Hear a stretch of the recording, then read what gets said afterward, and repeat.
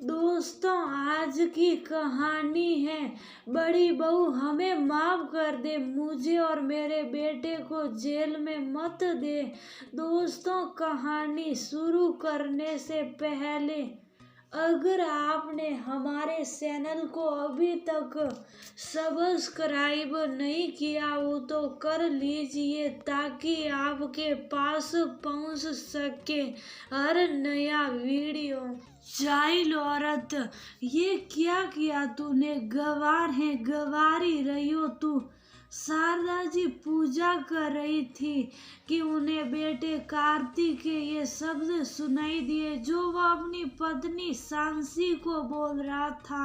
माफ कीजिएगा, वह मुन्ने का हाथ लग गया इसलिए पानी गिर गया। थोड़ा सहमी आवाज में सांसी बोली, तुम्हारी माफी क्या मेरी ये कमी सुखा देगी? पहले ही मुझे देर हो रही है, ऊपर से ये किसी चीज की तमीज है तुझे? ना घर संभाल सकती, ना बच्चे, ना ढंग से रहना आता, ना बनाना। मेरी किस्मत फूटी थी जो ये जाइल मेरे पल्ले पड़ गई। कार्तिक सांसी को धक्का सा दे कमीज बदलने चला गया। ये शारदा जी के घर का रोज का किस्सा हो गया है। असल में कार्तिक किसी लड़की से प्यार करता था पर उसने कार्तिक को धोखा दिया। बाद में घर वालों के कहने पर कार्तिक ने सांसी से शादी तो कर ली पर वह पत्नी सिर्फ उसका घर संभालने, उसकी शारीरिक जरूरत पूरी करने और बच्चा पैदा करने के लिए थी। पत्नी को मान सम्मान भी दिया जाता है, ये तो वह भूल ही चुका था।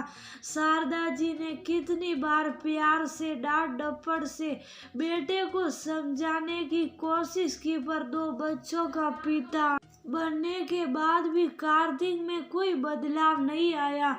उल्टा जब जब शारदा जी उसे समझाती वह सांसी से और बुरा व्यवहार करता। सांसी में भी गजब का सब्र था जो कभी कार्तिक को पलटकर जवाब नहीं देती थी पर शारदा जी को ये सब बुरा लगता। उन्होंने सांसी से कितनी बार कहा कि अपने लिए बोलना सीखो पर सांसी हर बार जवाब देती, माँ जी घर की शांति के लिए चुप रहना ही सही है। पड़ोसी तमाशा देखे इससे अच्छा घर की बात घर में रहे। वक्त के साथ अपने आप सब ठीक हो जाएगा। पर शारदा जी को सांसी की बात पसंद न आती क्योंकि वक्त के साथ कार्तिक का रवैया सांसी के साथ और खराब होता जा रहा था। हे देवी माता, इस बच्चे की रक्षा करना जाने इतना सब्र लाती कहाँ से है? ये रोज अपमानित होने के बावजूद भी सबकी सेवा में जुटी रहती हैं। आप मेरे नालायक बेटे को थोड़ी सद्बुद्धि दो। पूजा समाप्त करते हुए शारदा जी बोली, माँ जी आपका शाही नाश्ता।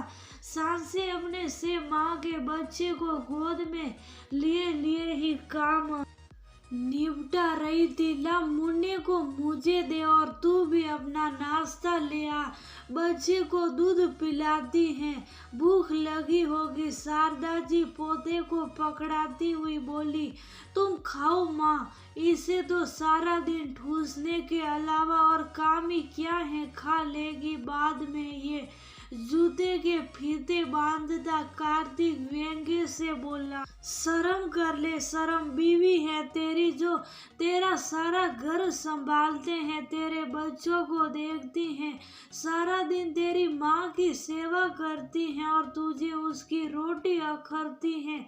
नालायक कहीं का। शारदा जी गुस्से में बोली पर हर बार की तरह कार्तिक उठकर चलता बना। सांसी की आंख में आंसू आ गए। माँ जी आप खाइए, मैं बाद में खा लूंगी। मुन्ने को सास की गोद से लेते हुए सांसी बोली, बैठ इधर और ये बता कब तक सहती रहेगी तू ये? शारदा जी उसका हाथ पकड़ बैठते हुए बोली, माँ जी मैं कर ही क्या सकती हूँ, गरीब माँ बाप की बेटी हूँ। दो दो बच्चों को लेकर कहाँ जाऊंगी? सांसी रोते हुए बोली।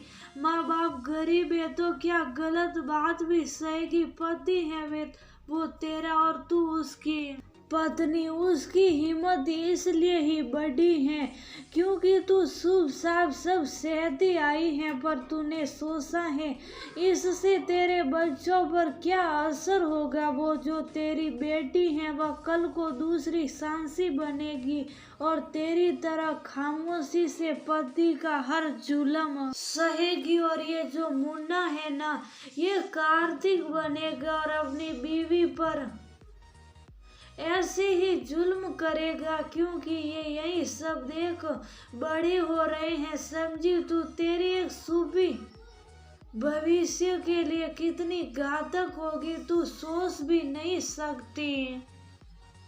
शारदा जी बोली।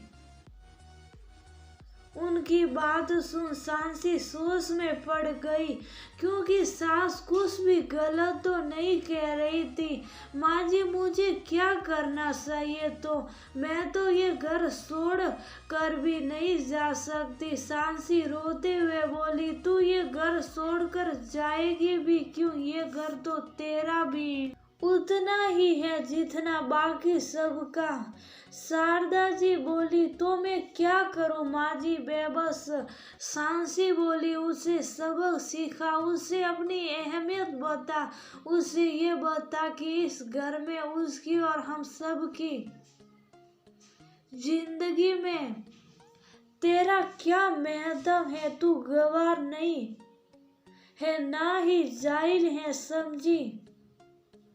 तेरी यह माँ तेरे साथ है। ये बोल शारदा जी ने सांसी के कान में कुछ कहा। ओए सांसी कहाँ मर गई? पानी लेकर आ जल्दी से। शाम को ऑफिस से आते ही कार्तिक चिल्लाया। फ्रिज में रखा है, पानी ले लीजिए। सांसी ने अंदर से आवाज दी। ये कौन सी तमीज है? जाहिल औरत, पति घर में आया, तुझसे पानी भी नहीं दिया जा रहा। वह गुस्से से चिल्लाया। जाहिल हूँ तभी तो बोल रही हूँ, खुद ले लो क्योंकि मुझे तो देना आता नहीं पानी। बेमतलब सुबह की तरह आपके कपड़े खराब हो जाएंगे। सांसी वहीं से बोली। तेरी ये मजाल, ये बोल गुस्से में। कार्तिक अंदर आया तो बेड पर सजी धजी सांसी नेल पेंट लगा रही थी।